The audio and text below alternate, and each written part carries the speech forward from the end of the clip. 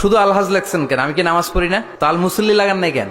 লাগানো দরকার ছিল আল মুসল্লি, আলহাজ, আল মুজাক্কি, আস-সায়েম, মিজানুর রহমান আল আজহারি। আমি তো রোজাও রাখি, তো সায়েম তো লাগান নাই। মুজাক্কি, যাকাত আদায়কারী, এটা তো লাগান নাই। মুসল্লি মানে সালাত আদায়কারী, এটাও লাগায় নাই। লাগাইছে কি? আলহাজ। আমাকে রেখেছেন প্রধান অতিথি, এত কিছু লিখছেন আমার নামের আগে, আমি তো খুঁজেই পাচ্ছি না আমার নাম কোনটা আর আমার টাইটেল কোনটা। আন্তর্জাতিক খ্যাতি সুসম্পন্ন মুফাসসিরে কোরআন, বিশিষ্ট আলেমে দ্বীন, সুমিষ্ট ভাষী ও সুমধুর কণ্ঠস্বর, সারা বিশ্ব আলোড়ন সৃষ্টিকারী বক্তা। কই? আমি তো 8-10টা দেশে না ঘুরছি, সারা বিশ্বে আলোড়ন তুললাম কোথায়? এগুলো লিখবেন না। আর আমার নাম এত মোটা করে লিখছেন কেন? আমি খাই বেশি নাকি? বেশি মোটা আমি? কই আমার চেয়ে মোটা নাই স্টেজে? হ্যাঁ, এগুলো পাইছেন কই? আবার লিখছেন আলহাজ। আলহাজ লিখবেন না। হজ মানুষ করবে শুধুমাত্র একজনের জন্য, তিনি কে? আর বিশেষ করে হজের ক্ষেত্রে আল্লাহ বলেছেন তোমার হজটা, উমরাটা যেন হয় আল্লাহর জন্য। আতিমুল হাজ্জা ওয়াল উমরাতা লিল্লাহ। লিল্লাহ আল্লাহ এমনি বলে নাই, কারণ তোমরা আলহাজ লাগাবা, তোমরা আলহাজ লাগাবা। হাজী সাহেব নামের আগে আলহাজ লাগায় নাই, রেগে যায়, আছে না নাই? আপনার হজ শেষ, আপনার উমরা শেষ, আপনার সব শেষ, ঠিক কিনা?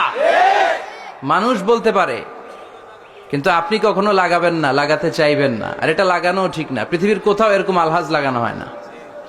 আমরাই শুধুমাত্র নামের আগে আবাদতের কথা জুড়ে দেই। আমি কোন আবাদত করছি এটা আপনাকে এরকম কেন? আমার আবাদত হবে শুধুমাত্র একজনের জন্য। চিল্লায় বলেন, তিনি কে? আমি যে নামাজ পড়বো একজনের জন্য পড়ি, তিনি কে? আপনি আল্লাহ ছাড়া অন্য কারো সন্তুষ্টির জন্য যদি কোনো আবাদত করেন, সেটা কবুল হবে? চিল্লায় বলেন। এটাকে বলে ইখলাস। এটা খুব জরুরি। এই ইখলাসের নামে আল্লাহ কোরআনে একটা সূরাই দিয়েছেন। ইখলাসের নামে কোরআনে একটা সূরা দিয়েছেন। তো শুধু আলহাজ লেখছেন কেন? আমি কি নামাজ পড়ি না? তো আল মুসল্লি লাগান নাই কেন?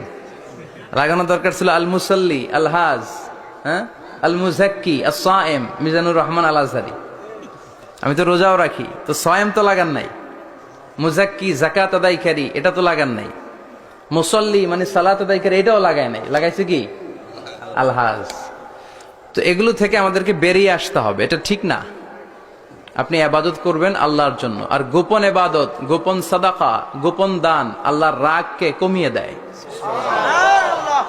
আল্লাকা সিররুন ইনদাল্লাহ বাইনাকা আনতা ওয়া বাইনাল্লাহ, আল্লাকা সাদাকাতুন তাখফা লা ইয়ালামুহা ইল্লাল্লাহ, আল্লাকা সিররুন ইনদাল্লাহ বাইনাকা আনতা ওয়া বাইনাল্লাহ, আল্লাকা সাদাকাতুন তাখফা লা ইয়ালামুহা ইল্লাল্লাহ। ঠিক কি না? তোমার কি এমন কোন ইবাদত আছে যেটা আল্লাহ ছাড়া কেউ জানে না? তোমার কি এমন কোন গোপন দান আছে যেটা আল্লাহ ছাড়া কেউ দেখেনি?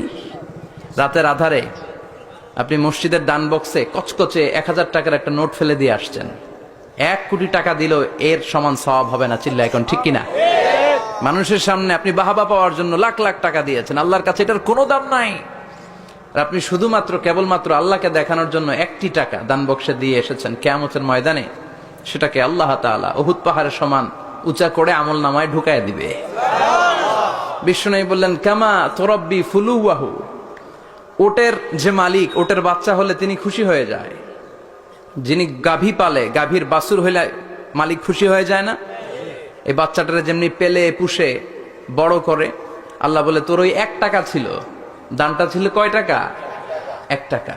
কিন্তু পৃথিবীর কাউকে দেখানোর জন্য তুই সে দান করিসনি, করেছিলি শুধু আমার সন্তুষ্টির জন্য। ওই 1 টাকাকে আমি পেলে পুষে, গাভীর মালিক যেমনি বাছুর পেলে পুষে নাদুস নুদুস করে বড় করে গরুর হাটে বিক্রির জন্য, তোর ওই 1 টাকার ছোট্ট দানটাকে আমি আল্লাহ নিজের তত্ত্বাবধানে পেলে পুষে বড় করে উহুদ পাহাড়ে সমান করে তোর আমল নামায় ঢুকিয়ে দেব।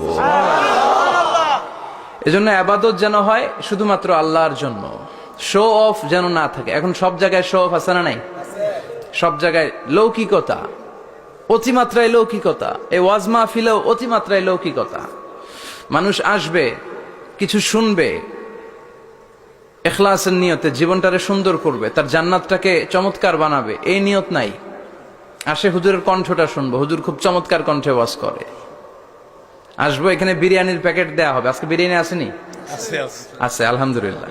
খাওয়া খাওয়ানো দুইটাই ভালো কাজ, তবে এটা যেন উদ্দেশ্য না হয়। এটা যেন উদ্দেশ্য হবে একজন, চিৎকার করে বলেন তিনি কে? আল্লাহ আজকের প্রোগ্রামকে তুমি কবুল করো।